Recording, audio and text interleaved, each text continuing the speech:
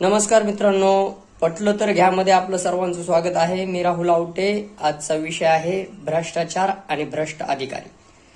आज आपण पाहतो एखाद्या कचेरीमध्ये जर आपलं काही काम पडलं तर आपण तिथे गेल्याच्या नंतर ना आपल्याला कशा पद्धतीने त्यांना मॅनेज करावं लागतं, त्यांना 1000-500 रुपये देऊनच ते काम मार्गी लावू लागतं। आज शासनाचं एकही काम मोफत होत नाहीये। एखाद्या कचेरीमध्ये जर तुम्ही गेले, राशन कार्ड असेल किंवा तुमचं निराधारच्या पगारीचा विषय असेल किंवा पंचायत समितीमध्ये तुम्ही गेले, विहीर असेल, शेततळे असेल किंवा अन्य काहीही कुठलीही शासनाची योजना, कृषी विभाग असो, कलेक्टर ऑफिस असो, तहसील असो, एसडीएम कार्यालय असो, भूमी अभिलेख कार्यालय असो, प्रत्येक कार्यालयामध्ये गेल्याच्या नंतर ना तुम्हाला पैसे दिल्याशिवाय तुमची फाईल हँडओव्हर होत नाही, फाईल पुढे सरकत नाही। नसतात ते कागद तिथेच काहीतरी कारण दाखवून धुळखात पडलेले राहतात।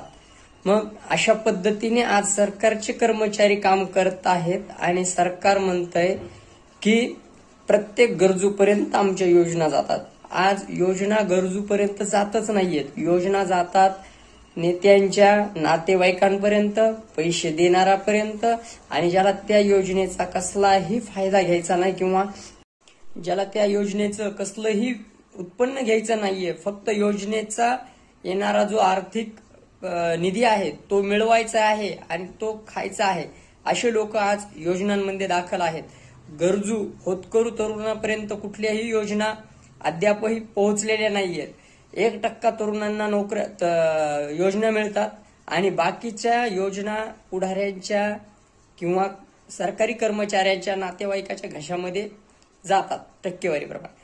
मग आज अनेक तरुण होतकरू आहेत, सर्व काही करण्याची जिद्द त्यांच्यामध्ये आहे, पण त्यांच्यापर्यंत शासनाच्या योजना पोहोचत नाहीयेत। ही खूप चिंताजनक बाब आहे। मग यासाठी आज आपण सुद्धा तत्पर राहिलं पाहिजे। आज ह्या योजना कलेक्टर ऑफिसच्या असतील, तहसील विभागाच्या असतील किंवा पंचायत समितीच्या योजना असतील, ह्या योजना आपण कुठून येतात आणि कशा पद्धतीने कुणाला वाटप होतात याच्याकडे ध्यान दिलं पाहिजे। कृषी विभागाच्या अनेक योजना आहेत, पण त्या योजना आपल्याला सांगितल्या जात नाही। जाग्यावर काही नावं रेखाटली जातात, त्या नावांनी योजना दिल्या जातात, त्या वस्तू विकल्या जातात।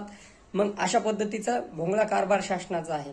जर तुम्हालाही एखाद्या कचेरीमध्ये कुठल्याही कार्यालयामध्ये लाच मागितली असेल आणि तुम्ही ती दिली असेल आणि ते काम झालं असेल तर नक्की आम्हाला कमेंटमध्ये सांगा। नक्कीच आम्ही त्यावर काम करण्याचा प्रयत्न करू। जय जिजाऊ, जय शिवराय।